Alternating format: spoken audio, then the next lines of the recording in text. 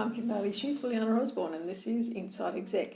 This week we are continuing our experiential case study on managing in constant change. We're going to look at what happens now. We are from part one. If you haven't heard it already, part one, we brought you to the point where the team are understanding that there is going to be a change in the organisation and they don't know what that is. They don't really know how long it's going to take, how it will affect them, but their team leader, their manager, has given them the options of how they will work and that they are all to be focused for all sorts of reasons. So the link to the part one is at the bottom of this page. I won't tell you any more than that because I think it's probably important for you to get that background before we go on to talking about part two. Okay, so really the change that we've been referring to ended up being announced, and the reason it was kept quiet because it was commercial in confidence, and it involved an acquisition of a similar company that complements this company that this group is working in. So that's good news because it means growth, but it's also maybe make some people wary about what was going to happen to me. So let's stick with the team leader, who we've been referring to as a good leader in those sort of situations. She was pulled aside. She was told that this is happening, and there was her counterpart doing a similar role in another organisation, and her, it's between them who will get the job going forward, but the two areas will be merged. They said that it's her they wanted to pick for the job. They looked at on merit, they looked at both the candidates and decided she'll be the one. She said, oh, well, that's wonderful, but I want to know why. Why me and why not the other person? On what basis did you make it? And you looked at both performance. And they said that you're both equally very, very good and certainly have impressive performance records, yet you the more strategic in the thinking. You're more strategic in your thinking. And she said, okay, and what's going to happen to the other person?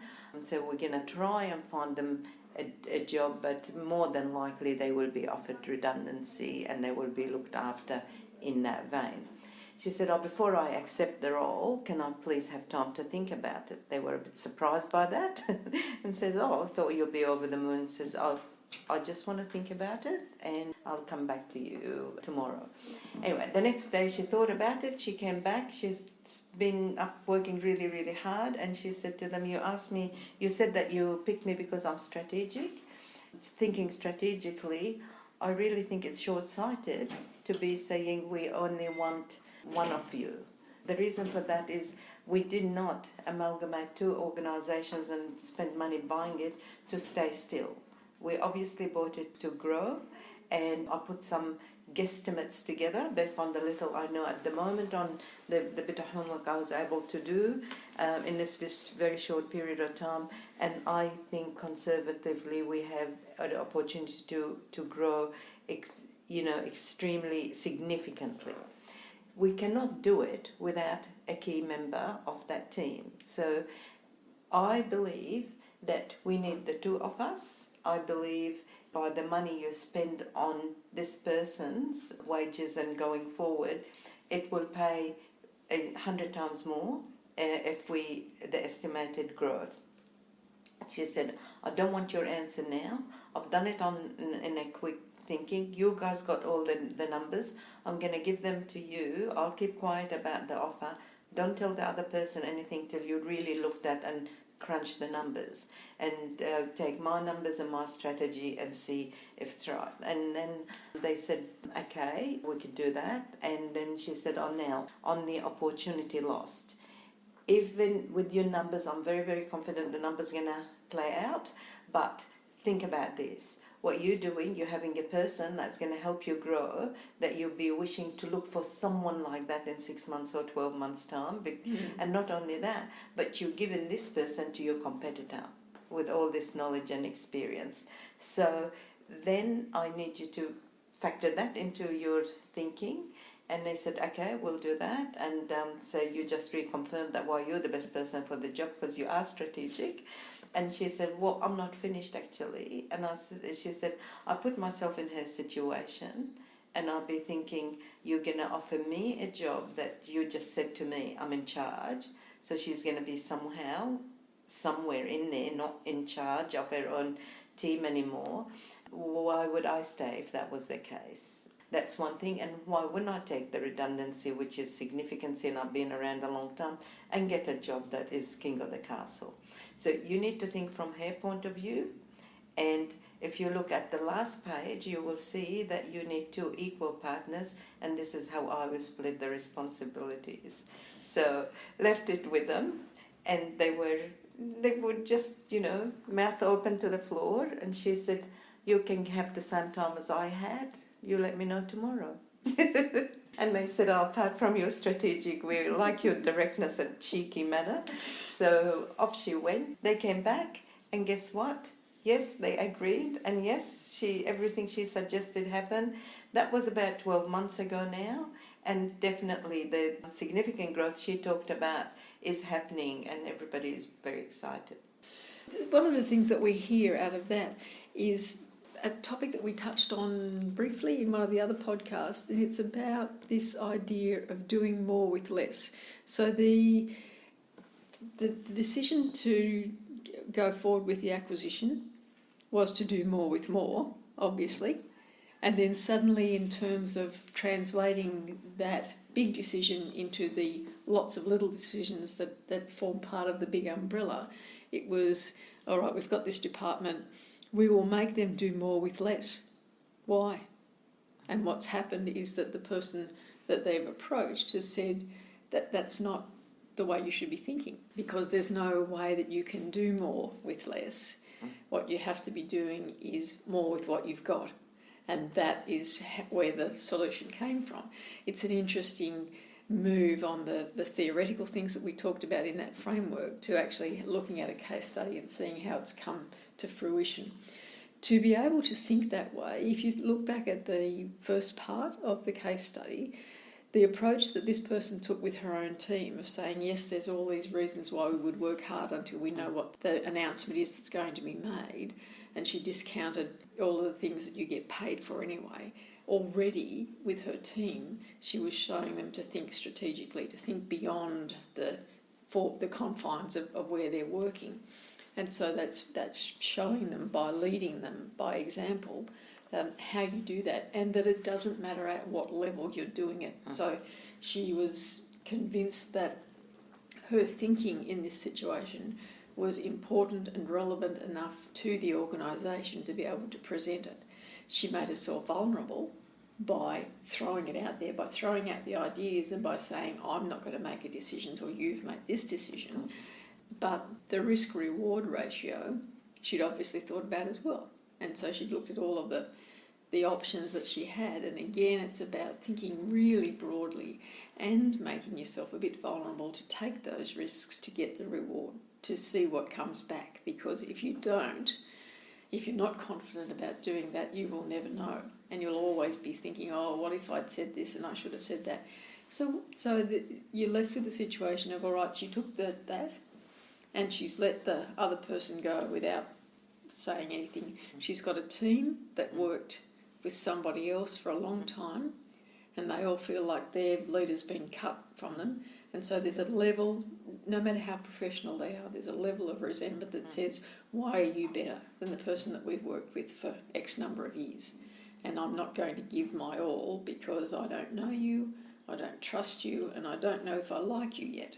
So why would I be giving everything? I will just do my job. So there's a catch-up, and there is a cost to that. There's a cost in time, there's a cost in money, there's a cost in efficiency and output that has to be dealt with. So it's a marking of time in the transition. Now, I've had that situation a couple of times in my own career when I was a training manager, and decision was made outside of the environment that we were amalgamating with another Commonwealth department in the public sector, and they had their own training section, they had their own equivalent levels of all of me and all of my staff. And not only were we, as a department, brought together, but the two training departments were brought together in the one room in a new location. So we all had to move, we all had a purpose-built training area that we used together. But the decision was that we would run in parallel, because we ran very different courses. You know, the two departments that were brought together were very different. It was just the way government made its decisions in the day. And that was an interesting exercise. I look back on it now and I think, well, we ran ourselves as two separate business entities. We did come together. We didn't do any joint training though, and I wonder why that was. And I think probably when I look at it from a distance, it was that we wanted to protect our own areas, because we were in an environment where we didn't know when that would change again. Because in my 10 years with this particular department, the name changed 4 times, and 4 completely different organisations were joined to our organisation in that time, just on the whim of the government at the time. So a case study to look at it and think about how would I manage in that situation. I admire someone who can think that broadly about how that should be done. The other example that I have in my own experience is when I was consulting to a family-owned business that amalgamated into a bigger business in the same industry, 2 separate locations, and they also amalgamated and moved into one location. And because of the geographical move, some of the people from the family organisation didn't come across, made the choice to not make the move. When we went out to look at the new location, the new premises, I left them to their own devices. I said, you all get to know one another. You don't need me here to introduce you. You're all adults. You do it. You work out where you're going to sit, talk about what you do. And they organised it amongst themselves, which was me knowing that they would be able to do it because I'd observed them and worked with them for a little bit of time. Then that was the actual people at the desks doing the hack work, the team, if you want to call it that. The next level up, the middle managers, as they were in those days, just couldn't do it. We sat them around a table, we said, what do you do, what do you do, what do you do, talk to one another. They just didn't feel, I think, that it was a safe environment, and they didn't know where they stood. They didn't know. I don't think that they could justify their jobs. They knew there was too many jobs at the same level doing the same thing. There wasn't enough difference in what they were doing, but they weren't confident enough to be able to say it. So as managers, perhaps it's our responsibility in this environment when we're a level above this activity is to start thinking about how can we make it an environment where someone, a manager, or a team leader like that can come to us and say these things and we'll hear them. Yeah. It won't just be words going past. Yeah. Let's then back to that long-term thinking and looking in the future, and instead of being worried about your backyard right now or your personal position. Yeah. It's finite and infinite thinking. Once again, we'll go back to Simon Sinek, and you can look up on YouTube and have a look at where he talks about being a finite thinker or an infinite thinker. It's about the finite thinking in short terms is about it's having goals that you work towards. Yay! Yes, but this is the bad side of it. Is that you work towards the goal, you hit the goal, you drop back down because you've hit it, you don't have to think it. Yeah. And so there's not a continuous growth pattern. Whereas if you're infinite thinking, you're working towards that target, and you don't make it, but you know you're going to make it the next week. And it's not financially, it's not things that the business is dependent on. It's a growth thing. And so you think beyond the immediate purpose and think a bit more broadly, think a bit more long-term, think a bit more strategically. Yeah. I think we've probably covered that case study in as much detail as we want to. Again, we remind you that if you've got case studies, if you've got issues that you would like us to talk through or give you our views on how we would handle it or how we've handled it in the past, just drop us a line, let us know. But for now, I'm Kim Bailey, she's Fuliana Osborne, and this is Inside Exec.